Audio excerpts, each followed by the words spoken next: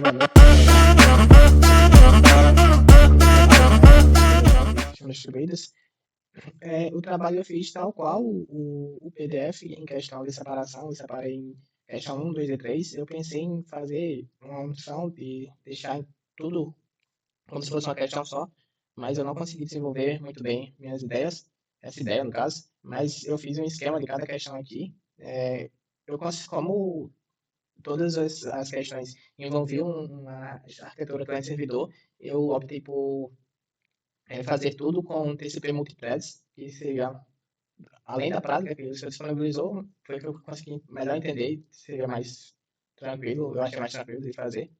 Para a questão 1, eu considerei um cliente, um servidor e um mapa.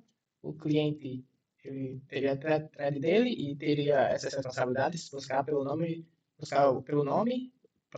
e atualizar o endereço, dependendo do cliente, se é requisitante ou registrador.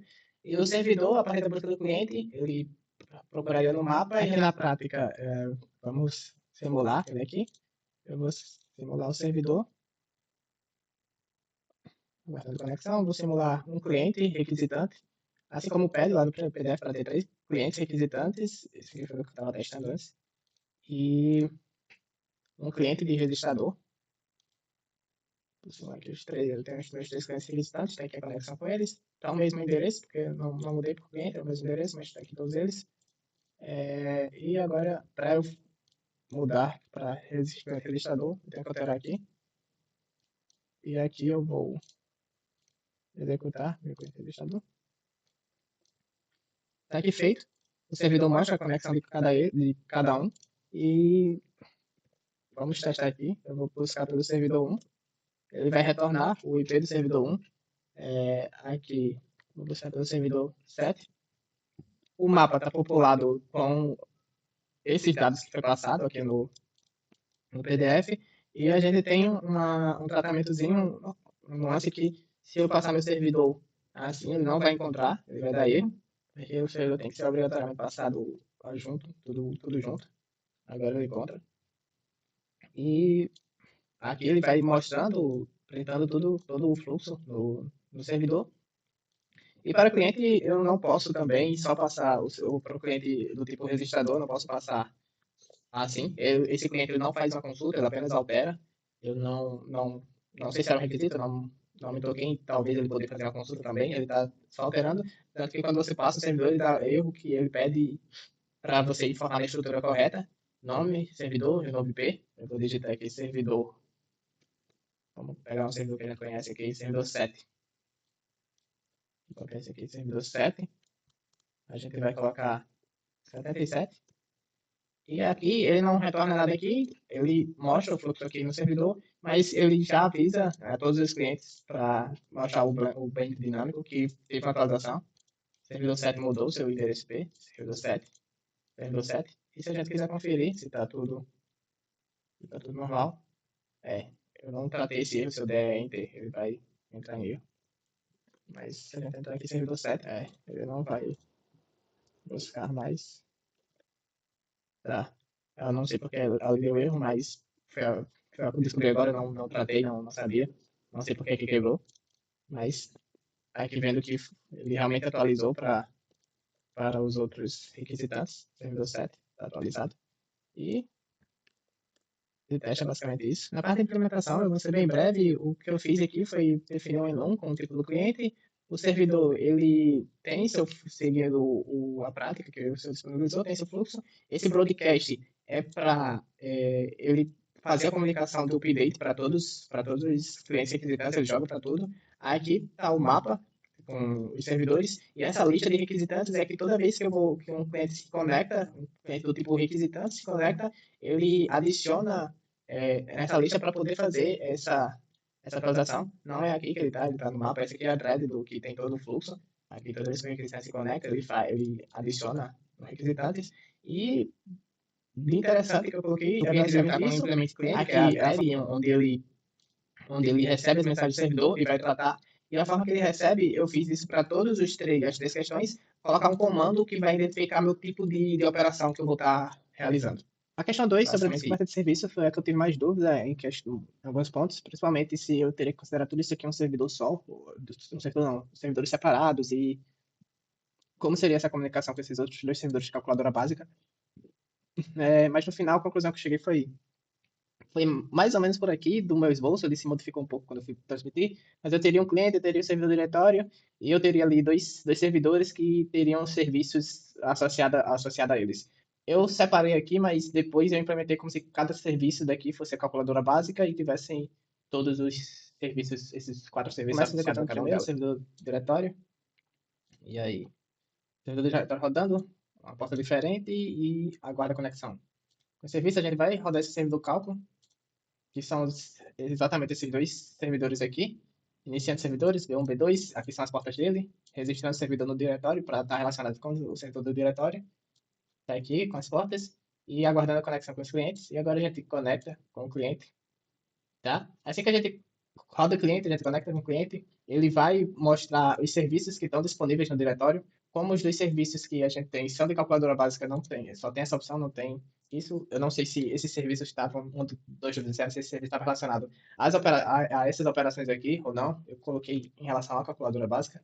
Se a gente tivesse uma calculadora avançada, por exemplo, ela estaria aqui dentro desses serviços, mas como a gente só tem essa, a gente vai para ela, calculadora básica.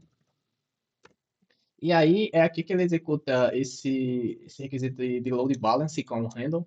Ele mesmo vai escolher a, qual dos dois serviços desse daqui que a gente está executando, ele vai rodar. E é aquilo que eu disse, eu fiz de uma forma com que as minhas operações eu passasse com um identificador, aqui. Vamos colocar aqui divisão de 6 por 3. E aqui o loader balance ele escolheu, o servidor 90, e ele imprime o resultado e volta para cá. Aqui a gente dá um sair. Depois a gente tem esse gerenciador registro. Ele vai funcionar basicamente para a parte da conexão e como eu vou fazer a comunicação dos meus servidores. Tipo, se eu voltar aqui na execução, a gente pode ver que o meu servidor de cálculo primeiro se registra no meu servidor diretório para o cliente poder acessar. Como o cliente vai se comunicar com o servidor diretório, a ideia é que o cliente faça a seguinte comunicação. Ele questiona o diretório quais são os serviços disponíveis e o diretório vai poder responder através disso. Quando a gente roda o cálculo, ele vai estar registrado aqui e depois ele consegue puxar quais são as listas de serviço ali, a questão de soma, adição. Aqui, essa parte de serviço simples é a parte que está implementada as operações, assim como eu falei aqui sobre o comando. O servidor cálculo é aqueles servidores que eu separei aqui, esse B1, B2, o que está a implementação dele. Quando eu rodo ele na thread, ele verifica se o registro se está registrado no diretório e se tiver ele vai rodar. E aí é toda aquela parte da comunicação, normal aqui. E meu cliente é também a comunicação básica que tem. O que eu posso adicionar aqui é exatamente não. Aqui é exatamente a comunicação básica. Essa lista de serviços disponíveis é para ele mostrar aquela parte, essa parte aqui que eu falei, que se tivesse mais serviços ele mostraria, dando a opção para o cliente escolher. Foi a forma que eu entendi. Aqui é onde ele executa o load balance para escolher de forma aleatória qual servidor ele vai usar. E aqui é onde ele executa a operação. Na terceira questão, o esquema que eu fiz foi basicamente o que o senhor explicou em sala, de cada servidor vai ser, cada nó desse aqui é como se fosse um cliente-servidor. Aqui nos requisitos, também seguir eles bem direitinho. A única diferença é que quando eu vou fazer, quando eu vou achar a execução, eu não digito o arquivo, eu apenas passo o IDzinho dele aqui. É a única forma que eu diferencio. E vamos executar aqui. Aqui a gente executa só uma classe, mas você já não tem o cliente servidor aqui, mas está de certa forma adaptado. Ele vai carregar todos os meus nós de P0 a P5, são 6 nós, não é? E aqui são as portas dele. E aqui eu também padronizei naquele formato que eu falei do comando. Aqui eu preciso, tem um exemplo de como tem que ser digitado, 3 o NOP3 busca pelo arquivo 42. Deixa eu ver se tem algum exemplo que eu supri para fazer aqui. Não? Mas aí eu vou colocar pro o nó5 buscar pelo. O nó5 é esse aqui, o nó5 buscar pelo 7. E tá aqui, ele vai mostrar todos os passos que ele implementou. Ele primeiro injetou que a porta inicial era o nó5, então ele começa com o nó5. Ele vai verificando, vai procurando o nó7, iniciando a busca, arquivo final meu e repassa. E vai repassando daquele ciclo. Do 5 ele volta para o 0 e vai iniciando. Assim que ele encontra, ele não para aqui, ele tem que retornar para o nó5 e ele não volta para trás, ele continua todo, faz todo o percurso de novo, então P1, P2, P3, P4, até pegar P5 e mostrar que P0 que tem o arquivo e foi encontrado. E aqui a gente pode executar de novo. Foi bem simples. E deixa eu pausar aqui. Sobre a implementação, eu dividi apenas em duas classes. Essa a nó é quem tem toda a lógica, como é, um nó eu vou estar sendo tratado de cliente e servidor, então eu implementei tudo aqui. Ele vai ter a porta de escuta, que seria o seu. Deixa eu ver. A porta de escuta, que seria seu nó anterior, e a porta de envio, que seria seu nó, seu próximo nó. Calma. Foi claro que chegou aqui, professor. É, voltando. O nó tem sua porta de escuta, porta de envio, que seria o seu. Aqui seria seu cliente, né? E o seu servidor para envio. Aqui é onde eu trato esse arquivo, eu falei que aqui eu não passo o nome arquivo 1, apenas passo o ID porque eu defino o arquivo início e o arquivo fim de cada nó. Então, como tem aqui, eles têm do 1 ao 10 os arquivos, então é assim que eu defino. Aqui é a parte do log. E aqui é a parte da conexão. O que tem em especial aqui é essa processar mensagem, que aí a gente pode pular para ela. Que é aqui onde eu vou separar tudo. Eu vou definir naquilo que novamente eu falei, como a busca por comando.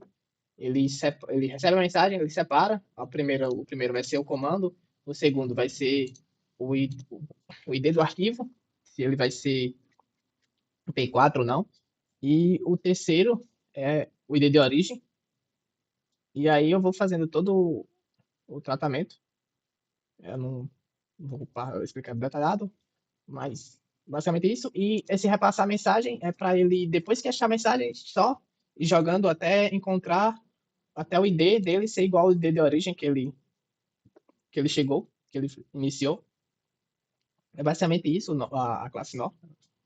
E essa classe P2P é o nosso main, que vai iniciar todos os nós e a thread, e vai fazer todo o tratamento do visual entre o usuário e o servidor.